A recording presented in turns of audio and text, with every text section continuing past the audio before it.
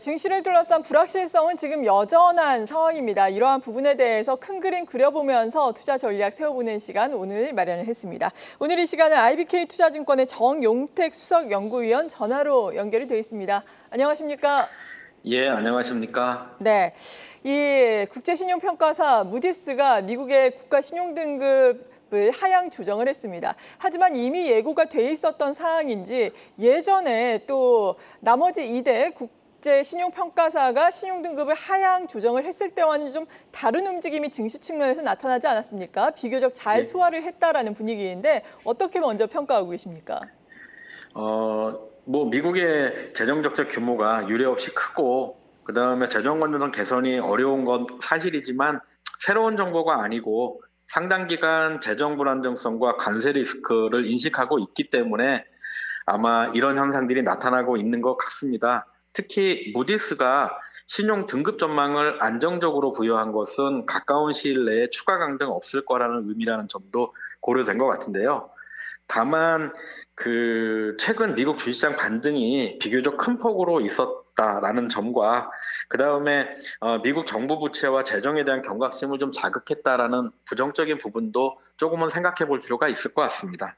네, 사실 장중한 때 미국의 30년 만기 국채 수익률이 5%를 상회를 하고 10년 만기 국채 수익률 또한 4.5%를 상회를 하면서 다시금 셀 아메리카가 재점화되는 것이 아닌가라는 우려도 있었지만 이 부분이 고점 대비해서 좀 둔화되면서 마무리가 됐잖아요. 셀 아메리카에 대한 우려는 이제 접어둬도 되겠습니까? 그렇지는 않습니다. 채권 시장에서 금리가 반등하고 있는데 주식시장보다는 채권시장에서의 불안감이 조금 더 큰 것 같고요. 향후에 미국의 국채금리는 반등할 가능성이 높다라고 생각을 하고 있습니다. 이번 이벤트로 인한 반등의 폭은 그렇게 크지 않겠지만 기본적으로 향후 트럼프 정책의 진행 속도나 강도와 맞물릴 것으로 보이기 때문에 그렇습니다. 관세 강도에 따라서 물가의 영향이나 아직 얘기가 나오지 않고 있는 감세 영향에 따라서 언제든지 금리는 더 올라갈 수 있을 거고요. 과거의 사례를 보더라도 미국의 신용등급 강등 사례가 2011년 8월 S&P에서 강등시킨 것과 2023년 8월 피치 등급 하향 있었는데요. 이건 역시 등급 하향 자체의 영향보다는 2011년은 유럽 재정위기, 2023년은 연준 금리 인상 등 당시 금융 주변 여건이 주로 방향을 설정했기 때문에 최근의 상황도 아직 그렇게 녹록한 부분들은 아니다라고 보고 있습니다. 네, 이런 가운데 미국의 연준 인사들 4월 이전의 금리 인하에 대해서 상당히 신중론을 펼치고 있습니다. 이에 따라서 6월 18일에 열리게 되는 FOMC, 다음 FOMC가 되겠는데 금리 25bp 인하 가능성이 지금 CME 페드 와치 보니까 8.6%까지 떨어졌거든요. 그렇다면 기준금리를 인하하는 시점은 어느 정도가 될 것으로 예상하고 계십니까? 현재의 물가나 경제 상황 감안하면 연준에서 금리를 인하할 만한 명분이 부족한 부분들은 맞습니다. 아무래도 인하가 이루어진다면 하반기 중이 될 가능성이 좀 더 높다라고 생각하는데요. 기본적으로는 연준의 정책은 트럼프 관세 정책과 연동되어 있습니다. 관세로 인한 인플레이션 영향이 크지 않다면 6월 이후에 하반기에 2번 정도는 인하될 가능성이 높다라고 생각을 하고 있지만 관세 영향이 본격적으로 반영되면서 물가가 3% 전후에서 움직인다면 여전히 지금과 같은 동결 기조가 유지될 수도 있다라고 보고 있습니다. 네, 동결 기자가 당분간 이어질 수 있겠다라고 말씀해 주셨습니다. 이렇게 미국의 신용등급 여파로 인해서 어제는 우리나라에서 특히나 조심스러운 행보가 나오다 보니까 양대 지수도 조정을 받았고 그리고 외국인도 거래소 시장에서 9거래일 연속 순매도에 나섰었는데 오늘은 소폭이나마 외국인이 순매수를 하고 있습니다. 이 부분에 좀 의미를 둘 수 있을까요?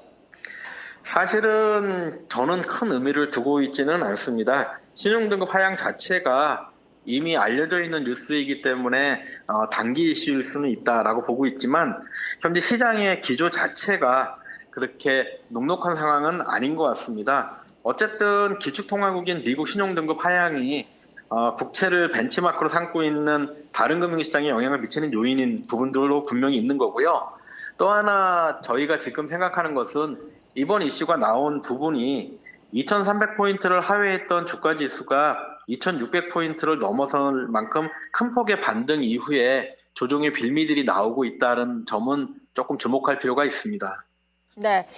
그리고 간밤에 존 윌리엄스 뉴욕 연은 총재가 지금 명확한 경제 전망은 6월이나 7월 이후에나 가능하다라고 이야기를 했습니다. 관세 충격이 이 정도의 지표에서 확인이 될 수 있기 때문에 이런 발언이 한 것이 아닌가 싶기도 한데요. 그렇다면은 이러한 여파가 사실 우리나라의 1분기 실적은 나쁘지 않았는데 2분기 실적에 악영향을 미치게 되겠습니까? 기본적으로는 영향이 미칠 것 같습니다. 금융기관을 포함한 1분기 영업이익 증가율은 지난 대비 한 14% 정도였는데 현재 컨센서스에 반영되어 있는 2분기는 그 절반 정도인 7% 정도 증가로 나오고 있거든요. 어쨌든 1분기에는 관세도 매겨지지 않았지만 관세로 인한 선수요 효과 때문에 수출이 좋았던 부분들도 있고 또 하나는 환율도 높았습니다. 그런데 2분기에는 이 선수요가 사라지는 부분들도 있고 1분기보다는 환율도 낮기 때문에 원화 환산 이익도 줄어들 가능성이 높습니다. 그렇기 때문에 당연히 1분기보다는 2분기 실적은 둔화될 거고요. 다만 지금 업황이 좋은 반도체나 조선 등이 얼마나 방어를 해줄 수 있는지 그리고 조기 대선 기간에 있는데 이 이벤트로 인한 내수 기여 효과가 얼마 정도 나타날지 정도가 변수가 아닐까 생각하고 있습니다. 네. 그리고 다음 주 한국은행의 선택이 있습니다. 금융통화위원회를 열고 금리를 결정을 하게 되는데 아무래도 뭐 가계부채 환율도 부담인 가운데 그래도 경기가 상당히 또 다른 축에서의 부담 아니겠습니까? 이번에 금리 인하로 대응을 하겠습니까? 실제로 이번에 금리 인하는 시장에서는 거의 기정사실화하는 분위기입니다. 1,300원대로 환율도 내려와 있고 최근 한국은행 총재님 코멘트들을 보면 금리 인하는 뭐 이루어질 가능성이 굉장히 높다라고 생각을 하는데 초점을 맞추는 포인트는 이번에 금리 인하가 아니라 사실은 같은 날 발표되는 한국은행의 경제 성장률이 어떻게 나오는지 그리고 그것에 대한 코멘트를 어떻게 하는지와 향후에 추가적인 금리 인하에 대한 힌트를 얼마나 얻을 수 있는지가 될 것 같은데요. 이미 KDI에서 0.8% 정도로 전망치를 내렸기 때문에 한국은행 역시 그 비슷한 수준으로 내릴 텐데 코멘트의 강도가 어떠냐에 따라서 향후 금리 인하의 추가적인 횟수가 결정될 가능성이 있고 또 금융통화위원회에서는 금통위원들 대상으로 해서 3개월 내에 또는 6개월 내에 금리 인하 확률에 대한 얘기를 하는데 그 부분을 통해서 하반기 중에 6월 이후에 한 2번이나 뭐 그 정도의 추가 금리 인하가 있을지 이런 부분들을 체크해 보는 것이 5월의 금리 인하 여부보다는 더 중요한 포인트일 수 있을 것 같습니다. 네, 경제 성장률 전망치가 어떻게 변화를 하는지 그리고 금리 인하가 추가적으로 나올 것을 시사를 하는지를 우리가 중요하게 봐야 한다라고 말씀해 주셨고 중간에 환율 이야기도 잠깐 해주셨는데 달러화에 대한 원화 환율이 1,400원 선을 하회를 하고 있는 상황입니다. 미국과의 무역 협정이 다음 주에도 계속해서 이어져 나갈 것이고 이웃나라 일본만 보더라도 이번 주에 또 협정이 진행되고 있지 않습니까? 엔화라든지 주요 아시아 통화의 방향성은 앞으로 어떨 것으로 전망하고 계십니까? 방향성은 사실은 기조적으로는 현 수준에서 중심은 크게 움직이지 않은 상태에서 변동성은 굉장히 높은 상황이 지속될 가능성이 높다고 생각합니다. 최근 여러 경로의 압박에서 보듯이 미국은 자국 통화 절하를 원하는 만큼 원화도 절상 압박을 받고 있는 부분들인데요. 최근에 환율 하락의 가장 중요한 요인은 역시 미국과 중국 회담 이후에 대외 불안감 완화한 부분들이 영향을 주는 것 같습니다. 다만 아직 관세 국면이 마무리된 것이 아니기 때문에 불확실성이 여전히 남아있다라는 부분들 감안할 필요가 있고요. 연준이 금리를 동결한 상황에서 한국은행 금리 인하 가능성이 높아지는 부분들은 워낙 약세 요인입니다. 또한 우리나라 경제에 대한 우려가 높고 성장률 전망치가 빠르게 하락하고 있는 것도 환율 상승 요인이기 때문에 상하방 요인이 맞물려 있는 만큼 변동성은 상당히 높은 국면이 당분간 지속될 수밖에 없다라고 생각하고 있습니다. 네, 외환 시장도 그렇고 증권 시장도 당분간 변동성을 우리가 염두를 해둬야 할 것으로 보이는데 이럴 때 필요한 전략은 어떤 게 되겠습니까? 기본적인 전제는 불확실성이 단기간에 마무리되는 것이 아니라 상당기간 유지될 수 있다는 점을 인식하는 것이 중요하다라고 생각을 하고 있습니다. 특히 최근에는 주식시장이 단기 상승폭이 큰 이후기 때문에 조정 압력이 좀 있지 않은가라는 생각을 인식하는 것이 중요한 것 같고요.